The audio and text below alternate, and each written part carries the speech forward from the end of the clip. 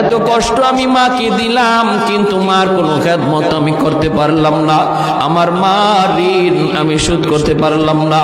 আল্লাহ, আজ যদি তুমি আমাকে জান্নাতে দিতে চাও, আমার মা বাবা সারা জান্নাতে যাইব না, হয় আমার বাপ মার সাথে জাহান্নামে দিয়ে দাও, হয় আমাকে আমার বাপ মার সাথে জাহান্নামে দিয়ে দাও, নতুবা আমার সাথে আমার বাপ মারে জান্নাতে দিয়ে দাও।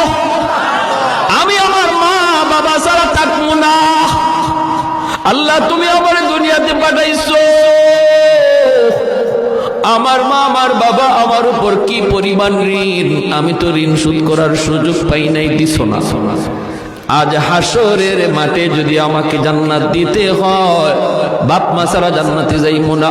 রব্বুল আলামিন তখন বলে, বান্দারে, আমি আল্লাহর আদত হচ্ছে জাহান্নামীকে জান্নাতে দেওয়া।